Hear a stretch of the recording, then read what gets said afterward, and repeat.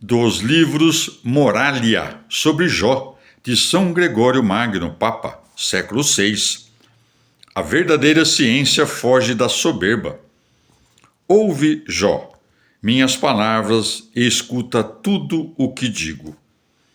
A ciência dos arrogantes tem isto de próprio, que eles não sabem comunicar com humildade o que ensinam e não conseguem apresentar com simplicidade as coisas boas que sabem.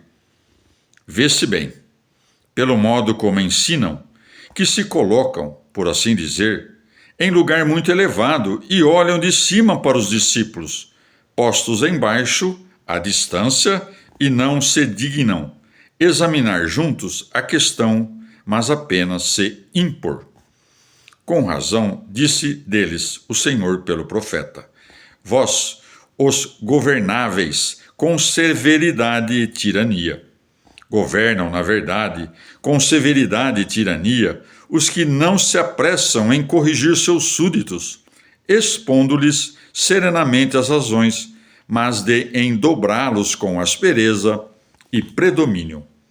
Bem ao contrário, a verdadeira ciência foge pelo pensamento, com tanto maior ímpeto desse vício da soberba, quanto com maior ardor persegue com as setas de suas palavras o próprio mestre da sabedoria, da soberba. Cuida de não apregoar por suas atitudes o vício que procura extirpar do coração dos ouvintes, mediante as palavras sagradas.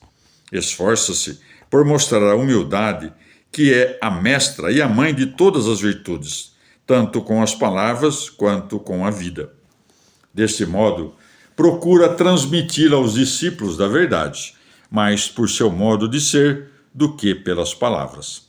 Por isso, Paulo, falando aos Tessalonicenses, como que esquecido das alturas de seu apostolado, disse: fizemo-nos pequenos no meio de vós. Também o apóstolo Pedro, ao dizer: preparados sempre a dar satisfação a quem vos pede explicações sobre a esperança que tendes, afirma o dever de, na própria ciência da doutrina, manter a virtude do que ensina, acrescentando, mas com modéstia e temor, em boa consciência. Quando Paulo diz ao discípulo: ordena e ensina com toda autoridade, não fala de um domínio, mas se refere ao dever de persuadir pela autoridade da vida. Com autoridade se ensina aquilo que se vive antes de dizê-lo, pois não se tem confiança na doutrina quando a consciência impede a fala. Por conseguinte, Paulo não lhe sugeriu a força de palavras soberbas, mas a confiança da vida reta. Sobre o Senhor está escrito: ensinava como quem tinha poder, não como os escribas e fariseus. De modo singular e essencial, foi ele o único a pregar o bem com autoridade, porque nunca cometeu mal algum por fraqueza.